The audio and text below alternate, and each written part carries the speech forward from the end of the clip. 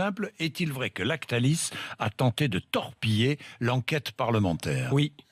Oui. Oui, Monsieur Beignet, avec ses conseils, ont été voir le ministre de la Justice pour dire « Virez-moi ces députés, virez-moi ces représentants de la nation, j'en veux pas, je veux pas y aller. » Et voilà. Et, il n'a pas appelé le président de la commission d'enquête. Il a été directement auprès du ministre de la Et Justice. la ministre de la Justice qui a dit non. Et non, on continue la commission d'enquête. On continue la commission d'enquête. Exactement. Reconnaissez-vous avoir failli?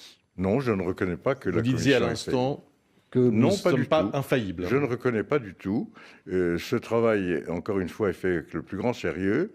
Et la commission délibère sur les propositions des rapporteurs. Je pense qu'il a parlé un peu vite, notre ami Sacha, et je le lui ai dit. Et c'est permis aussi d'aller un peu vite.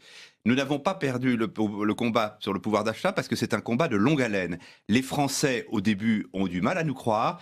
Petit à petit, ils vont se rendre compte que nos promesses n'étaient pas des promesses de papier. Ils vont s'apercevoir qu'en octobre, les charges sociales vont baisser, la taxe d'habitation va baisser. Par ailleurs, nous avons augmenté les minima sociaux. C'est que ce gouvernement n'est pas un gouvernement, comment dire, de militants au sens noble du terme. C'est un gouvernement de marchands. Et tout ce qui peut être à vendre, on le vend. Et tout ce qui correspond au service public et au bien commun, on le fragilise sans vergogne. Et ça, c'est très grave, parce que pour que la communauté de notre pays soit maintenue, pour que les mots de solidarité, d'égalité aient encore un sens, il faut maintenir le bien commun, les services publics, qui est le patrimoine de nous toutes et nous tous.